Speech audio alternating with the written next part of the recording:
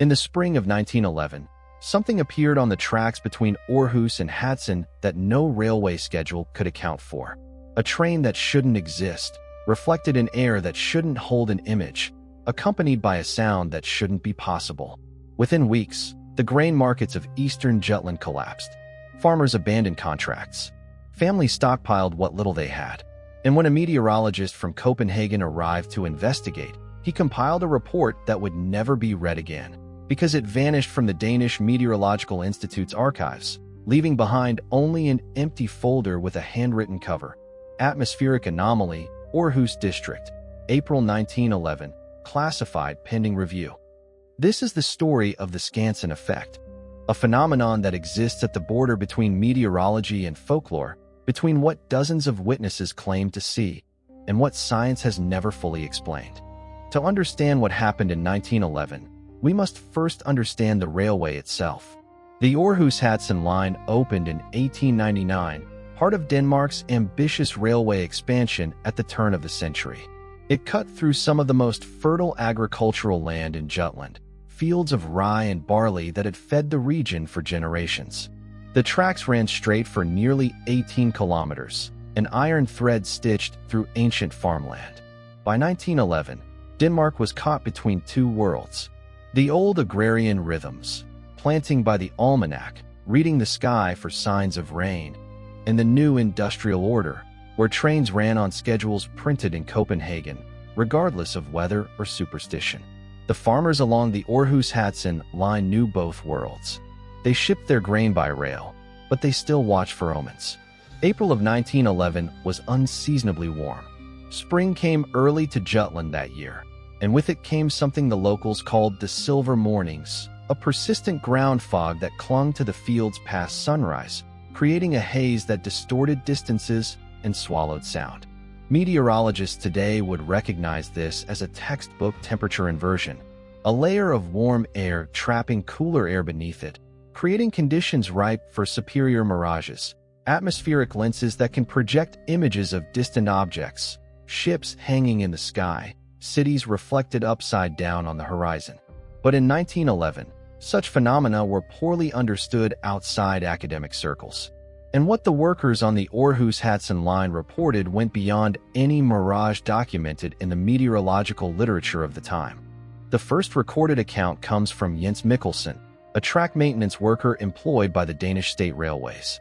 His testimony was preserved in a letter to his supervisor, dated April 14, 1911. Mikkelsen and two other workers were inspecting a section of track approximately 4 kilometers north of Aarhus Station. The time was shortly after dawn, perhaps 6:30 in the morning. The silver haze lay thick across the fields. According to Mikkelsen's account, they heard it first. The sound of a train approaching from the south, the rhythmic percussion of wheels on rails, but strangely muted, as if heard through cotton. He and his crew stepped off the tracks, as was protocol, and waited for the train to pass. But no train came. The sound continued, growing neither louder nor softer. A constant mechanical rhythm that seemed to emanate from everywhere and nowhere. Mikkelsen checked his pocket watch. No train was scheduled for another 40 minutes. And then, one of the workers pointed toward the fields. Suspended in the haze, roughly 2 meters above the ground, was the silhouette of a train. Not a solid object, but a reflection, wavering and semi-transparent, like an image caught in troubled water. The details were precise enough to identify.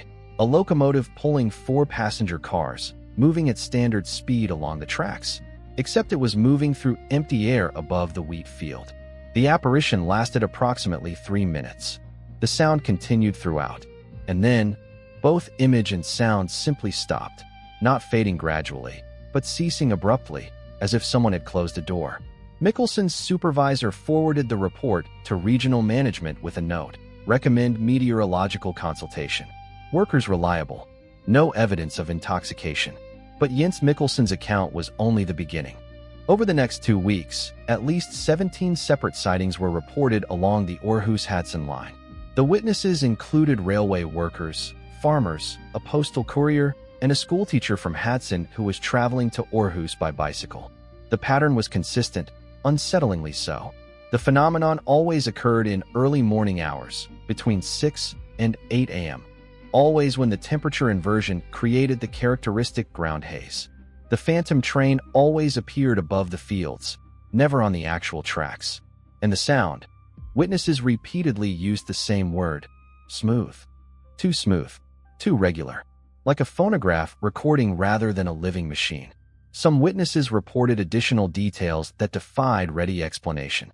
The schoolteacher, Greth Anderson, stated in her account that she could see passengers through the windows of the phantom cars, silhouettes of people sitting motionless, as if the train were frozen in a single moment of time. A farmer named Lars Thompson claimed that his horses refused to cross the tracks for 3 days after he witnessed the apparition. Animals, he insisted, know things that men ignore. But perhaps the strangest detail came from multiple witnesses. The phantom train cast no shadow. Even when the morning sun broke through the haze, the apparition remained shadowless, a violation of the most basic laws of optics. The railway company attempted to maintain normal operations, but workers grew increasingly reluctant to inspect the affected section during early morning hours. Productivity dropped, tension mounted, and then the crops began to fail. In late April and early May of 1911, farmers along the Aarhus and Hadsten corridor reported widespread problems with their spring wheat and barley. Seeds failed to germinate properly. Young shoots withered for no apparent agricultural reason. The soil analysis conducted at the time showed no abnormalities, adequate moisture, proper pH levels, no signs of disease or pest infestation. Yet the crops were dying. The grain markets in Aarhus responded with predictable brutality. Futures contracts for the autumn harvest plummeted. Farmers who had borrowed against expected yields found themselves facing insolvency. By mid-May, the price of rye had dropped by nearly 40% in local trading. Was there a rational connection between the phantom train and the crop failures? Agricultural experts of the period found none. The growing problems were scattered, not uniform across the region. Some fields flourished while neighboring plots withered. But the farmers believed. And in economics, belief shapes reality. They called it the train's curse, a phrase that appears in multiple contemporary accounts.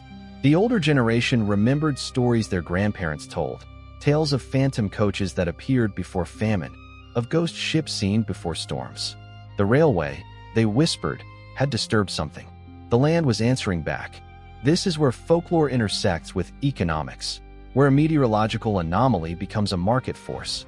The Danish state railways, facing mounting pressure from both workers and the regional agricultural community, made a formal request to the Danish Meteorological Institute in Copenhagen, asking for a scientific investigation that might dispel the growing panic.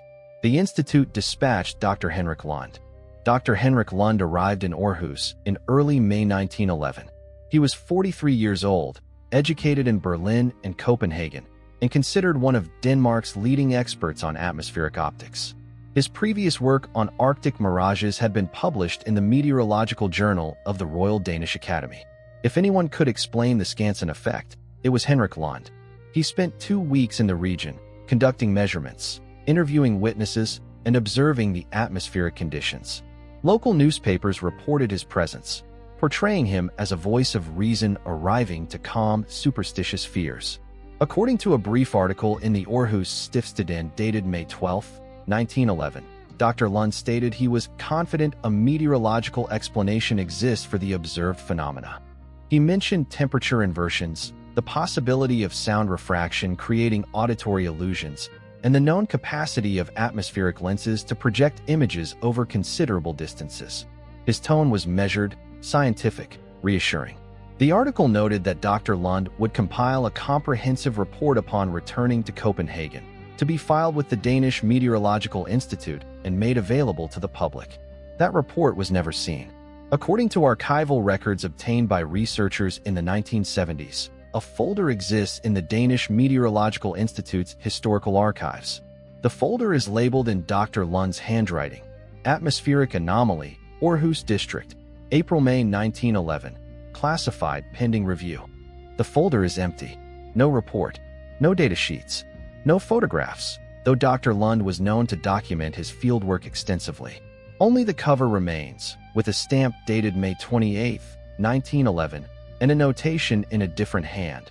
Contents removed by directorial order, June 1911. Dr. Henrik Lund published nothing further on the Aarhus phenomenon. He continued his work at the Institute for another 12 years, focusing on cloud formation and precipitation patterns. He never spoke publicly about what he observed in Jutland. He died in 1924. His personal papers, donated to the University of Copenhagen, contain no mention of the Aarhus investigation. So what happened on the Aarhus-Hadsten line in the spring of 1911? The conventional explanation, the one that appears in the few academic papers that mention the incident at all, is straightforward: a combination of temperature inversion, superior mirage, and mass suggestion. The witnesses saw a reflected image of a rail train traveling on a distant section of track, projected through atmospheric lensing. The sound was refracted through the same atmospheric layers, creating the illusion of proximity. The crop failures were coincidental, the result of unrelated agricultural factors that local farmers, already anxious about the apparition, interpreted as connected. This explanation is neat, rational, evidence-based, but it doesn't account for the shadowless images. It doesn't explain why the sound was described consistently as too smooth, or why passengers appeared frozen in the phantom cars. It doesn't address why Dr. Lund's report was removed from the archives by directorial order. Alternative theories have been proposed over the decades. Some researchers suggest the phenomenon was genuinely anomalous, a rare and poorly understood atmospheric effect that science in 1911 simply lacked the tools to measure. The removal of Dr. Lund's report, in this interpretation, was an act of scientific caution, preventing the publication of data that might mislead or alarm the public without sufficient explanatory framework.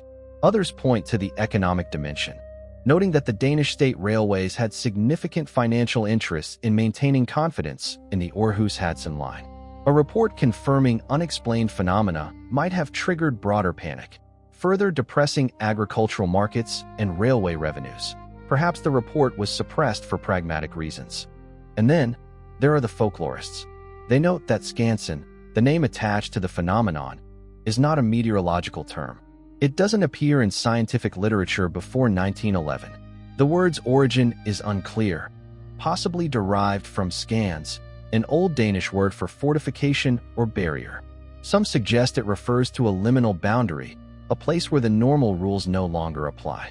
In Danish folklore, trains and railways occupy an ambiguous space, symbols of progress that also represented disruption of ancient landscapes.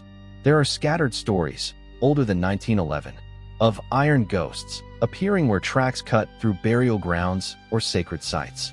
Was the phantom train of Aarhus a meteorological curiosity, or something that defies categorization? The sightings stopped in late May 1911, as abruptly as they began. The temperature inversions dissipated with the arrival of summer. The crops, for the most part, recovered, though the economic damage to the region's farmers persisted for years. The Aarhus-Hadsten line operates to this day, carrying commuters and freight through the same fields where workers once claimed to see a train suspended in silver air. No modern meteorologist has reported observing a comparable phenomenon in the region.